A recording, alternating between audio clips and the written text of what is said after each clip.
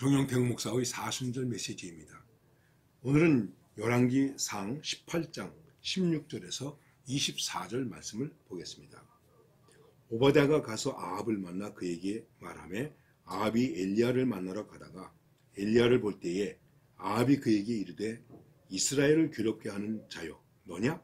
그가 대답하되 내가 이스라엘을 괴롭게 한 것이 아니라 당신과 당신의 아버지의 집이 괴롭게 하였으니 이는 여호와의 명령을 버렸고 당신이 바알들을 따랐습니다. 그런즉 사람을 보내 온 이스라엘과 이세벨의 상에서 먹는 바알의 선지자 450명과 아세라 선지자 400명을 갈멜산으로 모아 내게로 나오게 하소서. 아합이 이에 이스라엘의 모든 자손에게 사람을 보내 선지자들을 갈멜산으로 모으니라. 엘리야가 모든 백성에게 가까이 나아가 이르되 너희가 어느 때까지 둘 사이에서 머뭇머뭇하려느냐. 여호와가 만일 하나님이면 그를 따르고 바알이 만일 하나님이면 그를 따를지니라 하니 백성이 한마디도 대답하지 아니하는지라. 엘리야가 백성에게 이르되 여호와의 선지자는 나만 홀로 남았으나 바알의 선지자는 450명이로다. 그런즉 송아지 둘을 우리에게 가져오게 하고 그들을 송아지 한 마리를 택하여 각을 떠서 나무 위에 놓고 불을 붙이지 말며 나도 송아지 한 마리를 잡아 나무 위에 놓고 불을 붙이지 않고 너희는 너희 신의 이름을 부르라. 나는 여호와의 이름을 부르리니 이는 불로 응답하는 신 그가 하나님이니라. 백성이 다 대답하되 그 말이 옳도다 하니라. 여러분 너무나 잘 아시는 갈멜산의 엘리야와 그리고 바알과 아세라 선지자의 대결을 이야기하고 있는 것입니다. 이 말씀을 생각하면서 오늘 우리가 부를 찬송은 316장 주여 나의 생명 나의 정성 드립니다 하는 찬양이 되겠습니다. 오늘 이 사건의 내용을 성경에 있는 내용을 여러분들에게 다시 설명하려고 하는 것이 아니라 이런 결단적인 신앙 우리 한국교회에도 엘리야와 같은 사명자가 있었다는 것입니다. 그분은 바로 박관준 장로라고 하는 분입니다. 이 박관준 장로님이라고 하는 분은 사실 젊어서 교회 다니지 않고 조금 좀 방탕하게 살았다고 합니다. 그분이 그런데 30세 되던 해에 어느 날 비몽사몽간에 꿈에 십자가 종교에 들어가라 하는 음성을 듣게 됩니다. 십자가 종교에 들어가라. 그래서 그는 예수를 믿게 됩니다. 그리고 의학을 공부해서 의사가 됩니다. 많은 사람들을 봉사하면서 치료해 줬습니다. 그런데 그때 마침 일본에서 신사참배를 이제 국회에서 결의해가지고 이걸 국교로 만들어서 모든 종교를 자기들의 지배하에 두려고 하는 일을 하게 된 것입니다. 박관준 장로는 일본으로 가서 또는 조선총독부 이런 데를 대상으로 해서 그렇게 하는 것은 잘못된 법이다. 그 법을 만들지 마라 하는 운동을 합니다.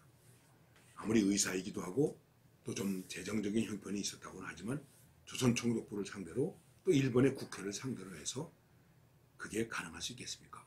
그래서 그는 이제 유인물을 만듭니다. 종교를 지배하는 그리고 신사참배를 하게 하는 일본의 법이 잘못되었다고 하는 것에 대한 것을 유인물로 만들어서 일본 국회에 들어가게 됩니다. 가서 그 유인물을 뿌리면서 나는 하나님의 사명자다 하면서 그 법의 부당성과 이제 불리함을 얘기하게 됩니다. 그러나 결국은 실패하고 돌아왔습니다. 돌아오자 불순분자로 그는 체포당해서 여러 가지로 고통을 당하게 됩니다. 그런 가운데 그는 70일간 금식 기도를 하게 됩니다. 참 대단한 분이시죠. 그러다가 그는 일본 정부에 이제 이런 제안을 하게 됩니다. 이거는 나중에 그분의 아들인 박영창 목사님께서 증언하신 것인데 일본 국회 앞에 마당에다가 장작더미 3개를 만들어라. 장작더미 100개를 놓아서 100단을 놓아가지고 3개를 만들고 하나는 신도이즘, 그러니까 일본이 말하는 신사 참배하는 그 신사, 하나는 불교, 하나는 기독교.